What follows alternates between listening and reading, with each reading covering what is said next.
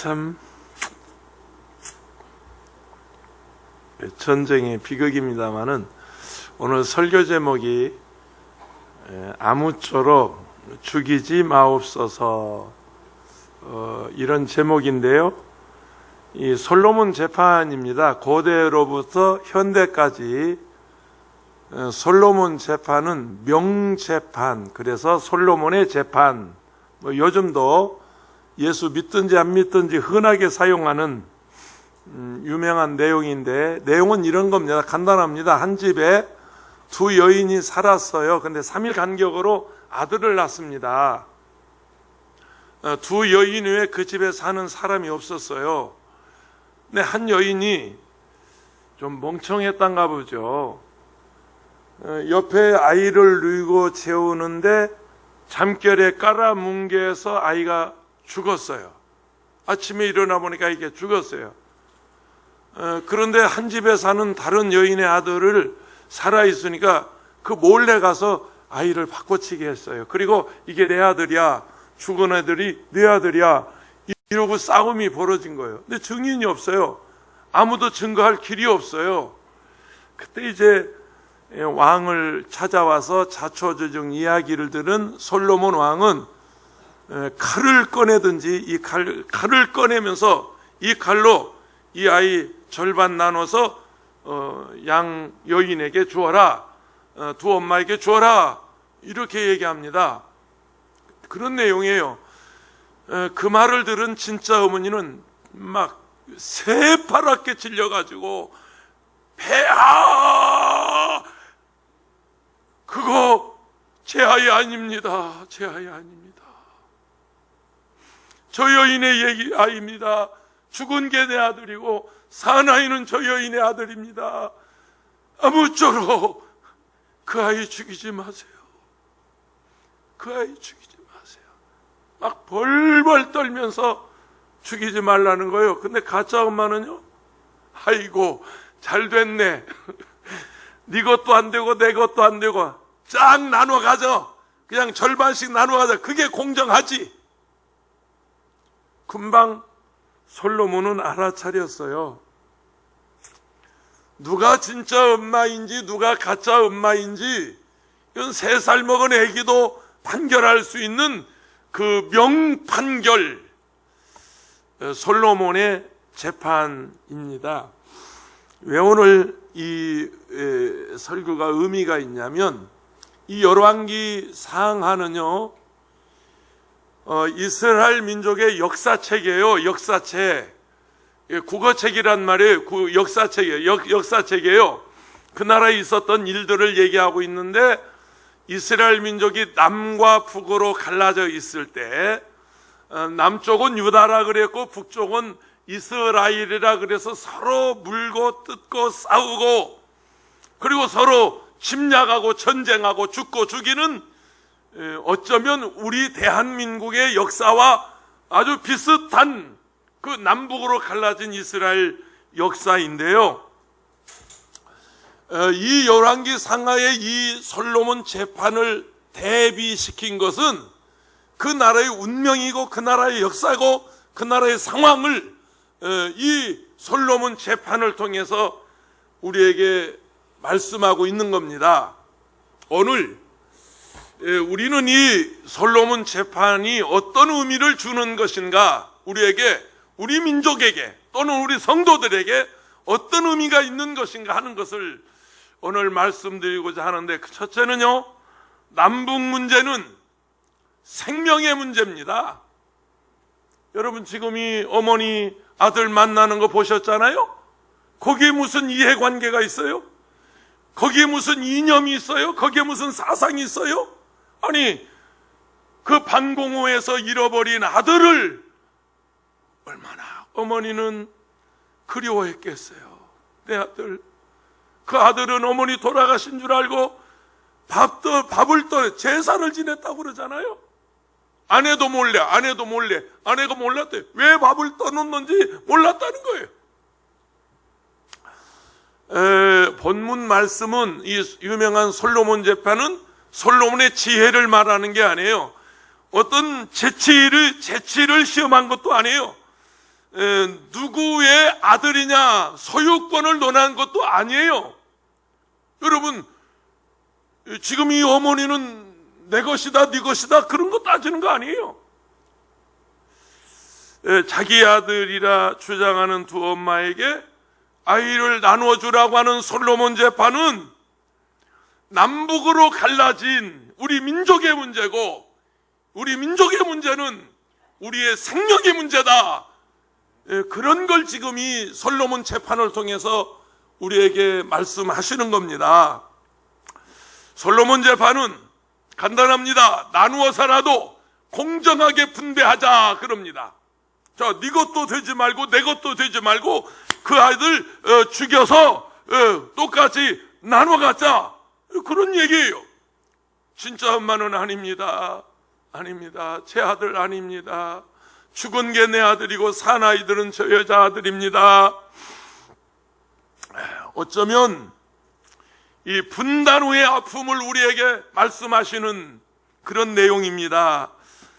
민족이 남북으로 분단되어서 처참한 종말을 기록한 책이 바로 열왕기 상하 이야기입니다. 유다 민족과 이스라엘 백성이 분단되어서 서로 정통성을 주장하다가 그렇게 싸우다가 이스라엘도 아시리아에 의해서 망하고 유다 민족도 바벨론에 의해서 폭망해 버립니다. 한 민족이 갈라져서 싸우면 폭망한다. 그 교훈이에요. 너도 나도 다 죽는다. 네 것도 안 되고 내 것도 안 된다. 지금 그 얘기를 이 솔로몬 재판은 하고 있는 것입니다. 우리 민족은 이념의 칼로 남북이, 남한과 북한이 갈라져서 무려 75년 동안 8천만 민족이 서로 물고 뜯고 비난하고 비방하고 그러게 우리는 싸워왔습니다. 공정의 문제가 아니에요. 어떤 분은 그렇게 말합니다. 남북이 통일되면 남한이 어려울 것이다. 남한 경제가 어려울 것이다. 어떤 이해관계를 따지는 분들이 있어요. 그럴 수 있습니다. 나는 그럴 수 있다고 생각합니다. 북한보다 우리가 40배나 더 잘 살기 때문에 저들이 이 남한으로 몰려오면 우리도 어려움을 당할 거 있으리라고 생각해요. 여러분, 그러지만 우리 이거 생각해야 합니다. 우리가 진짜 엄마인지 가짜 엄마인지, 우리가 피해를 보더라도, 우리가 손해를 보더라도, 우리가 어떤 이익이 불이익을 당한다 할지라도 우리 민족은 8천만 민족에게 우리에게는 물어봐야 합니다. 당신 진짜 엄마요? 가짜 엄마요? 우리가 진짜 엄마인지 가짜 엄마인지를 오늘 우리는 마음에 결단해야 합니다. 가짜 엄마는 나누어 가자고 우깁니다. 진짜 엄마는 내가 손해나더라도 제발 부탁인데 아무쪼록 그 아이를 죽이지 말라고 말합니다. 1950년 6월 25일 제가 며칠 전에 탈북민들, 여기 오늘도 평양교도 오신 분 있나요? 오늘은 아무도 안 왔군요. 물어볼까봐 안 왔구만. 용케도 안 오나 이놈 새끼들. 내가 며칠 전에 탈북민들이 모이는 모임 장소에 가서 갑자기 말이에요. 목사가 된, 탈북해서 목사가 된 어떤 분한테 갑자기 그들이 주최한 데 가서 이제 설교해달라고 하면서 갑자기 물어요. 덕마! 똑바로 얘기하라야! 네 6.25가 남침이야? 북침이야? 이게 물었어요. 이 성도들 앞에서 설교하다 말고. 그러니까 이 사람이 대답을 못해요. 머뭇거리고 있어요. 그래서 다시 물었어요. 똑바로 대답하라우. 북에서 남침으로 배웠어? 북침으로 배웠어? 그랬더니 북침으로 배웠습니다. 다 그렇게 대답을 해요. 네 남한에 와서 보니까 6.25가 남침이야 북침이야? 예, 남침입니다. 여기 와서 북침으로 했다 하면 그날 나한테 죽었지. 북침으로 배웠지만 와서 보니까 남침이라는 거예요. 그때 유엔에서 안전보장 이사회를 소집했습니다.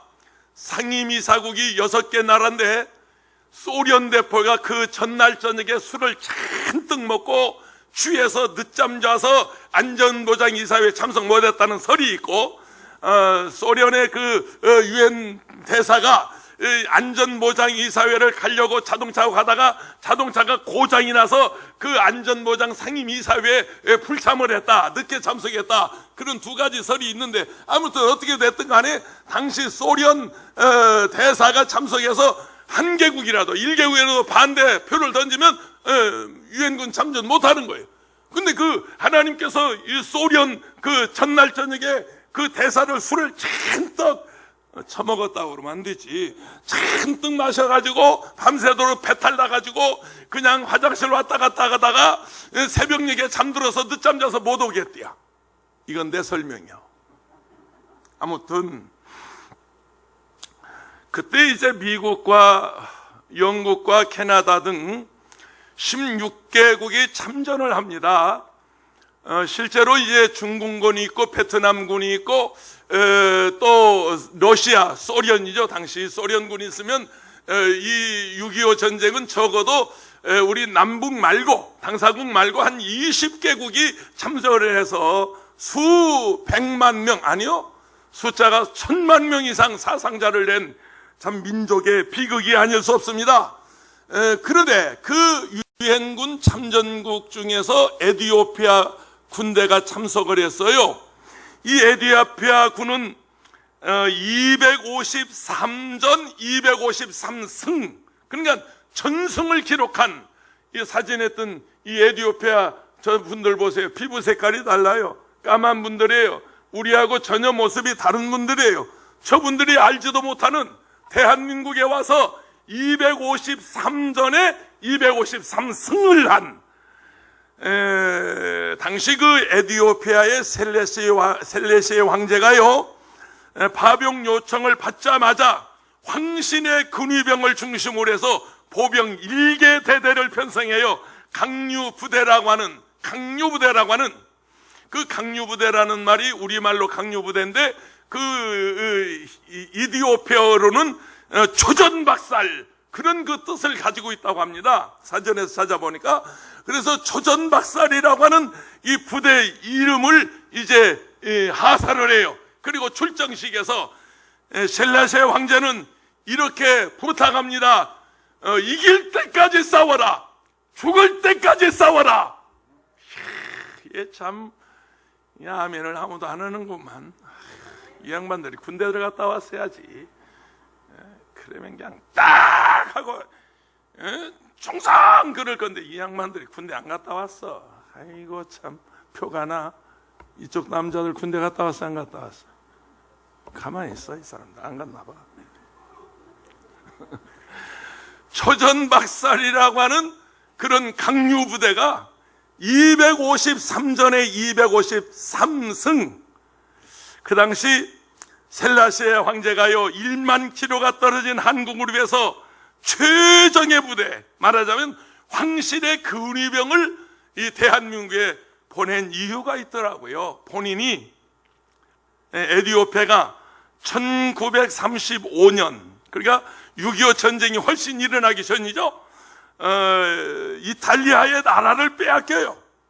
이탈리아가 침공을 해서 나라가 위태로워져와 국제연맹에 우리 좀 도와달라고 호소했어요. 그런데 아무도 도와주지 않았어요. 그래서 황실 가족은, 로열 패밀리는 그냥 보따리를 싸가지고 영국으로 망명을 가버립니다. 그리고 나라를 빼앗겼어요. 1941년 저 아프리카 수단에서 수많은 희생을 치르면서 셀레시아 황제는 망명 군대를 조직하고 망명했던 영국군의 도움을 받아서 그는 마침내 이탈리아 군대를 자기 나라에서 몰아내버리고 나라를 다시 찾게 됩니다. 그런 그 아픔 때문에 우리 대한민국이 위태로워지자 즉시 그 황실 근위대를 우리나라에 파견한 것입니다. 1951년 7월 강류부대는 미 7사단 32연대 배속이 돼서 저 강원도 접근산 전투에서 대승을 거둬요. 이듬해 철의 삼각지 전투에서 한 차례도 고지를 내주지 않고 전승을 하는 그런 명부대가 됩니다. 1953년 7월 종전까지 3,518명이 참전을 해서 124명이 전사했어요. 전승했어도 안 죽은 건 아니에요. 전쟁에 승리했어도 124명이 죽었고 536명이 부상을 입었어요. 황제의 그 명대로 이길 때까지 싸워라, 죽을 때까지 싸우라고 하는 그 특명을 그들은 끝까지 완수했어요. 1953년 7월 종전까지 3,520여 명이 참석을 해서 심지어 전후의 시신까지도 그들이 나라에 돌아갈 때는 전부 수습을 해서 지금 이 대한민국, 저 유엔군 묘지가 부산에 있는데요, 그 부산에 에티오피아 군대는 한 사람도 거기에 묻혀 있지 않아요. 수습해서 다 본국에 모시고 간 그런 부대고요. 1956년까지 그들은 이 땅에 주둔하면서, 강요부대는 주둔하면서 이 나라의 자유와 평화를 지키고, 그리고 전쟁 이후에 복구 사업을 그들은 도왔어요. 그들은 월급을 모았어요. 월급을 모아서, 조금씩 모아서, 그 월급이 얼마나 됐겠어요. 그런데 그 군인들이 월급을 모아서 동두천에 에티오피아의 여로 하나님의 은혜라고 하는 그런 고아원을 세워요. 그래서 전쟁 고아들을 끝까지 돌본 그런 사람들입니다. 그래서 우리는 이번에 코로나 사태가 일어났을 때 정부에서 즉각 우리 진단 키트하고 마스크를 에티오피아 군대에 보냈더니 그 에티오피아의 참전용사들이 그걸 받아가지고 감격했대요. 야, 대한민국이 우리를 잊지 않고 있구나. 코리아가 우리를 기억하고 있구나. 할렐루야.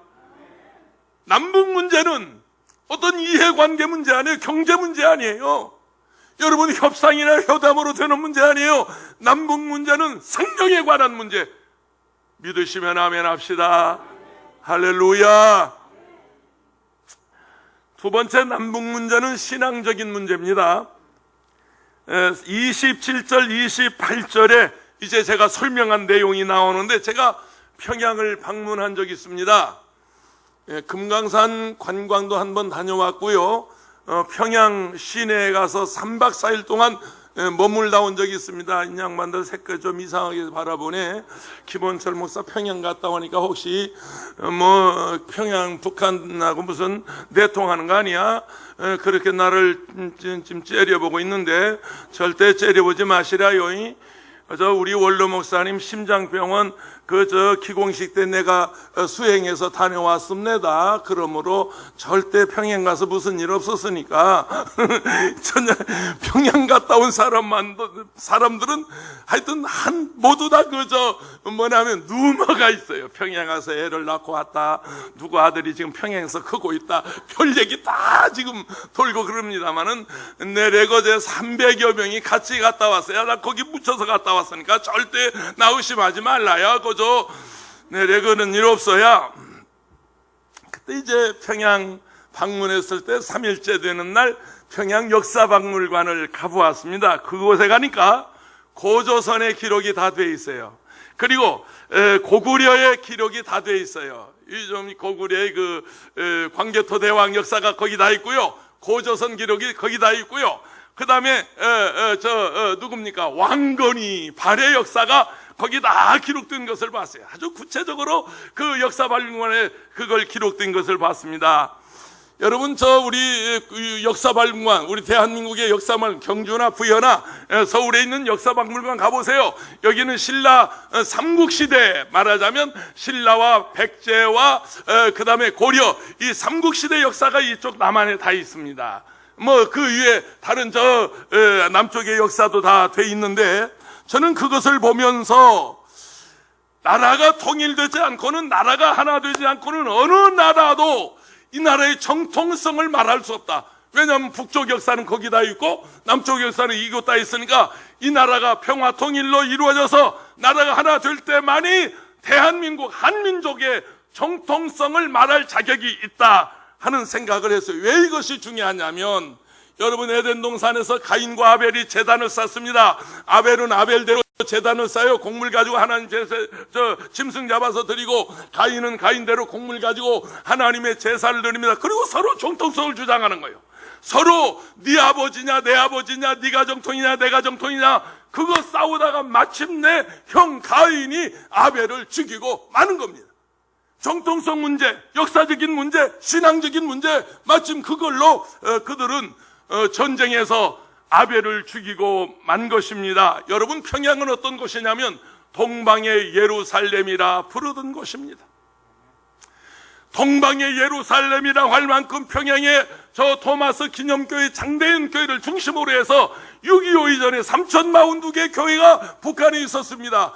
여러분, 우리가 통일을 원하는 것은 어떤 경제적인 불이익이나 이익이나 어떤 그런 문제가 아니고 이 나라가 복음으로 하나 돼야 된다. 북녘 복음화가 이루어져야 한다.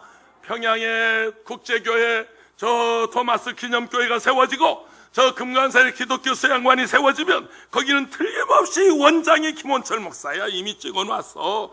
그러니까 누가 돈 보지 말라야. 그저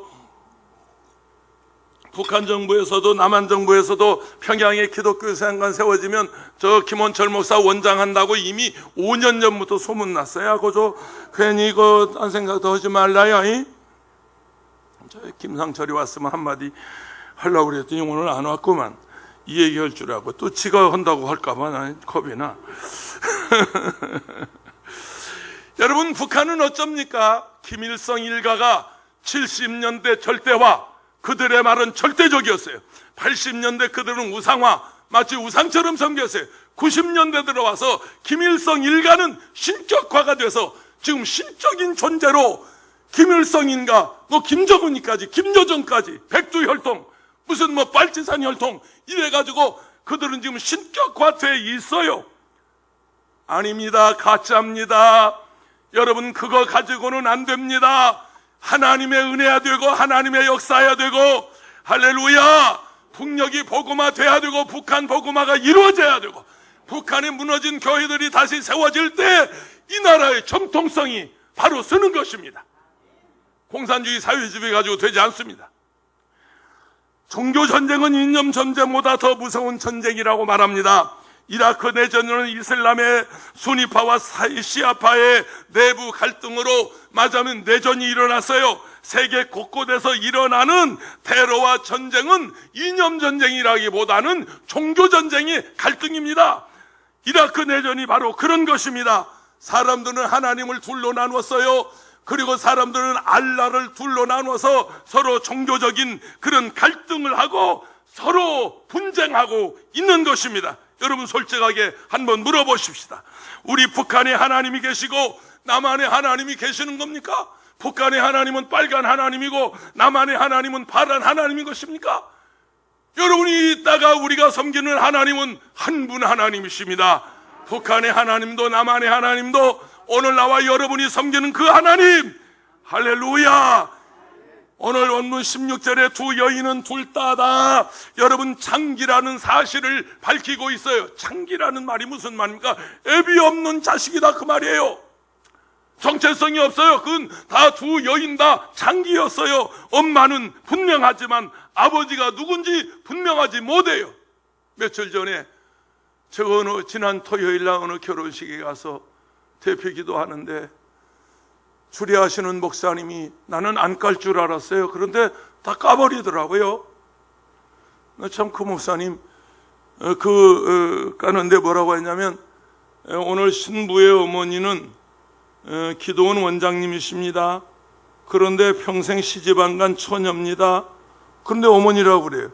아버지는 하나님이십니다. 이러고 가더라고요. 그러니까 축하하러 오신 내빈들이 저기 모르는 분들은 나는 그 아이 출생 때부터 지금까지 아는 신부니까 제가 다 이해하지만 그 모르는 사람은 그게 무슨 소리야? 그러면 동정녀 마리아에게 다시고 동정녀 원장님에게 다시고 이게 너무 이해가 안 되는. 근데 그냥 그러고 지나가시더라고요. 그런 경우가 있어요. 이 지금 창기 아들이 그렇습니다. 어머니는 분명하지만 아버지는 분명하지 않아요. 하나님의 아내는 남방 유다 민족이었어요. 하나님의 아내는 저 북방 이스라엘이었습니다. 남쪽도 북쪽도 하나님을 믿는 신앙의 정통성, 역사성을 주장하다가 남한은 남한대로, 북한은 북한대로, 남유다는 남유다대로, 북이스라엘은 이스라엘대로 그냥 폭 망하고 말았어요. 우리 민족은 하나님 보시기에 너도 창기고 나도 창기고, 무슨 말입니까? 너도 죄인이고 나도 죄인이고. 아멘이십니까? 남북으로 갈라진 민족이 하나 될 때만이 우리의 정통성이 보장되는 것입니다. 누가? 우리가 낫다고? 좀 잘 산다고? 북한보다 우리가 경제력이 40배 많습니다. 군사력도 40배 여러분, 우리 대한민국의 군사력이 어느 정도인 줄 아세요? 세계 6위입니다. 1위 미국이고요, 2위 중국이고요, 3위 러시아고요, 4위 독일, 5위가 프랑스, 그 다음에 대한민국입니다. 영국보다 더 강한 나라입니다. 왜 쫄아요? 왜 떨어요? 대한민국 군비가, 군사력이 세계 6위라니까. 윤영만들 봐. 우리가 무슨 6.25 때 전 무슨 군대인 줄 아는 모양이네. 대단한 나라예요. 거기에 하나님 계세요. 할렐루야. 하나님 계세요. 고대 사회에서 자식의 소유권은 아버지에게 있었습니다. 그런데 엄마는 배가 아파서 낳았다 할지라도 내 소유라고 주장할 수 없어요. 두 엄마는 죽은 아들이든 산 아들이든 소유권을 주장할 수 없었어요. 그렇다고 보면 본문의 교훈은 무엇을 말합니까? 남편이신 하나님이, 할렐루야, 두 엄마의 남편이신 하나님이, 유다민족의 하나님, 이스라엘 민족의 하나님, 그 하나님 아버지의 아들이다. 아멘이십니까? 하나님의 그 말씀인 것입니다. 하나님의 편에서 객관적인 시각으로 볼 때 우리는 둘 다 똑같습니다. 남한 정부나 북한 정부나 다를 바가 뭐가 있어요? 키가 평균 15cm 작습니다. 우리 남한이 15cm 북한 인민보다 더 큽니다. 잘 먹고 잘 사니까 우리가 키가 크고 덩치는 좋습니다. 그러나 하나님 보시기에는 똑같은 한민족이고 똑같은 자녀들이고 똑같은 백성이고 똑같은 하나님의 성도들입니다. 할렐루야. 통일될 때만 신앙적으로, 역사적으로 우리는 정통성을 말할 수 있습니다. 통일되기 이전에는 반쪽입니다. 네 아들도 아니고 내 아들도 아니고 아닌 것입니다. 세 번째, 한 민족은 하나입니다. 하나의 민족입니다. 16절에서 18절에 그때 장기 두 여자가 왕에게 와서 그 앞에 서며 한 여자는 말하되 내 주여, 나와 이 여자가 한 집에 사는데 내가 그와 함께 집에 있음에 해산하였더니 내가 해산한 지 사흘 만에 저 여자도 이 여자도 해산하고 우리가 함께 있었고 우리 둘 외에는 집에 다른 사람이 없었나이다. 누가 보지 않았다 할지라도, 누가 증명해 보이지 않아도, 누가 말하지 않아도, 여러분 북한 인민하고 남한 우리 백성하고 여러분 두 백성입니까? 아니요. 우리는 한 민족이고 하나의 민족이고, 할렐루야. 캐나다 밴쿠버와 미국 시애틀 사이에 국경선에 검문소가 있어요. 그 검문소에 미국인과 캐나다인들은 비교적 자유롭게 왕래하는데 국경선 그 머릿말에, 국경선에 이렇게 글자가 써여 있어요. 문 위에 이런 글자가 써요. 우리는 같은 어머니의 후손이다. Same mother. You are the same mother. 우리는 같은 어머니의 후손이다. 그러면서 그들은 잘 지내고 있습니다. 우리는 같은 어머니의 후손이고 같은 아버지의 후손이지만 75년 동안을 이렇게 대적하며 살고 있습니다. 이것이 우리 민족의 비극입니다. 같은 조상의 한 뿔을 이루면서 남북으로 갈라져서 대립하고 갈등하고, 뿐만 아니라 그냥 남남 갈등, 동서로 갈라지고 보수로 갈라지고 보수 진보로 갈라져서 이 민족이 지금 만신창이가 되어가고 있습니다. 우리가 통일되어야 하는 것은 누가 더 잘 먹고 잘 살고 누가 편하게 살고 누구에게 이익이 없고, 여러분 그런 문제가 아니라 이 민족이 살고 죽는 생존의 문제고 생명의 문제고 역사적인 문제고 신앙적인 문제고, 그래서 우리 민족은 하나 되어야 하는 것입니다. 어느 가정에 사탕 한 봉지를 가지고 형제 둘이 서로 많이 먹겠다고 싸우는 거예요. 형은 형대로 동생은 동생대로 명분과 이유가 있어요. 형이 말합니다. 야 이놈아, 내가 너보다 등치가 커. 이 새끼, 내가 너보다 크잖아. 그리고 형이니까 내가 많이 먹어야지. 형 까불지 마. 나가 형보다 적으니까 동생이 더 많이 먹고 빨리 커서 형처럼 돼야지. 이놈들 싸우는 거 보니까 충분히 명분이 있어, 이유가 있어. 형은 형대로 동생은 동생대로 많이 먹겠다고 하는 이유가, 명분이 있어요. 형제가 분배의 정의가 달라서 갈등하고 반목하고 싸우고 만약에 그런다면 여러분 마치 우리 남북이 정의가 다르고 노사의 정의가 다르고 또 그래 동사의 정의가 다르고 보수와 진보의 정의가 달라요. 명분이 달라요. 그래서 싸워요. 싸우면 망합니다. 한민족이 싸우면 망하게 되어 있습니다.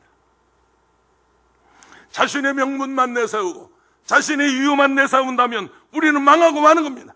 남한 정부와 북한 정부가 자신의 정의와 명분만 내세우고 싸운다면 우리는 망하고 말 것입니다. 나름대로 정의가 있어요. 명분이 있어요. 어떻게 하면 우리가 이 명분과 정의에서 한 발 양보하고 서로 화해하고 협력하고 서로 교류하고 서로 잘 살고 서로 잘 먹고 서로 부강한 할렐루야. 여러분 우리나라 그런 나라니까 아시죠? 강소국입니다. 적은 나라지만 강한 나라. 강소형 기업이 있고 강소형 교회가 있고 강소형 나라가 있는데 소화교회는 집소 아래아자요. 그래서 작은 저 아랫마을에 있는 교회지만 강소형 교회, 적지만 강한 교회. 아니 이 적은 교회에서 빚까지 있는 교회에서 베트남에 교회 지어준 교회 있으면 나와보라고 그래. 광명지방에다 교회 지어준 교회 있으면 나와보라고 그래. 사택에 전라남도 고흥 가서 사택 다 수리해준 교회 있으면 나와보라고 그래. 어느 교회가 있어? 수백 명 모여도 그런 교회 없어? 수천 명 모여도 그렇게 못해? 우리는 작지만 강한 교회. 먹을 거 먹지 않고 쓸 거 쓰지 않고 근검 전략하게 모아서 빚도 갚아 나가고 그리고 좋은 일도 하고. 근데 올해는 못하네. 그러니까 돈 있으면 좀 내놔. 이건 살짝 얘기해야 돼. 이거 크게 열받아서 얘기하면 저분들 시험 드니까 이번 7월 17일부터 31일까지 광고비만도 500만 원이네. 광고비만도 500만 원 들어가. 그건 의무적으로 신문 광고를 해야 하는데 이참에 그냥 전면 광고 하려고 그래요. 어제 국민일보에 전화했더니 550만 원인데 목사님이 하니까 50만 원 깎아줄게. 500만 원. 그러니까 돈 있으면 누가 한 500만 원 척 가져든지 아니면 한 100만 원만 척 가져든지 아니면 50만 원씩만 10명이 가져든지. 나는 돈 있는 사람이 눈에 띄어. 성북구장 너 돈 있잖아. 좀 내놔.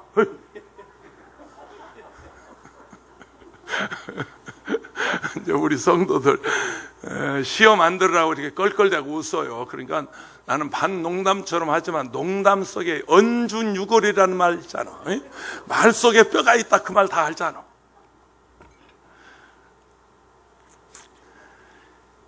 나름대로 정의와 이유가 있지만 어떻게 하면 우리는 서로 화해하고 협력하고 교류하고 남한도 잘 살고 북한도 잘 살고. 전단 뿌리는 사람들이요, 네, 아는 사람인데요, 박아무개입니다. 이름 안 댈게요. 신문에다 떴어요. 이 사람들 곤조가 뭔 줄 아십니까? 북한 망하라는 겁니다. 자기가 태어나서 자란 곳이고 자기 부모, 형제, 일가, 친척, 형제들이 다 거기 있습니다. 거기에 가족들이 있는데 어떻게 해서든지 저 북한이 폭망하기를 원하는 그리스도인 아닙니다. 그건 가짜 엄마입니다. 이번에 여러분 누굽니까? 존 볼턴 회고록에서 어제 한 가지 밝혀진 거 있어요. 어제 정편에 다 뉴스에 떴어요. 하노이 회담에서 일본의 아베 신조가 회담하러 가는 도널드 트럼프에게 전화했어요. 북한에 양보하지 마세요. 많은 거 양보하지 마세요. 아베 신조가 진짜 엄마요? 가짜 엄마요? 가짜 엄마요. 도널드 트럼프가 진짜 엄마요? 가짜 엄마요? 가짜 엄마요. 중국의 시진핑이 진짜 엄마요? 가짜 엄마요? 가짜 엄마요. 가짜 엄마는 서로 나누어 갖자는 거예요. 자국의 이익을 위해서 서로 나누자는 거예요. 미국은 무기 팔아서 먹어서 좋고.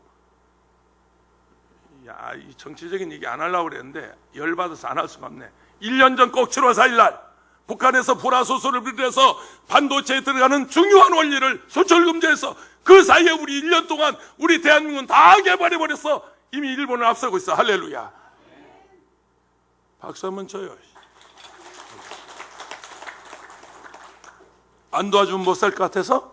안 도와주면 반도체 수출 못할 것 같아서? 안 도와주면 일본이 우리에게 수출 안 하면 그러면 우리가 반도체 못 만들 것 같아서? 우리 하나님 믿는 백성이요, 세계에서 가장 우수한 민족이요, 미국의 아이비리그, 여러분 인류 대학에 10등 안에 들어가는 아이들은 모두 한국 아이들이요. 한국 사람 우습게 보고 있어. 진짜 우수한 민족이에요. 똑똑한 사람들이에요. 바보 전체 아니에요. 나는 이번에 코로나19 이 사태로 인해서 우리 대한민국을 하나님이 세계의 중심국가, 인류의 중심국가, 틀림없이 나는 이 백신도 치료제도 대한민국에서 먼저 나올 것 같아. 좀 누가 좀 만들어봐. 좀 성가대 찬양만 하지 말고 그것 좀 만들어봐. 뭐하냐 씨.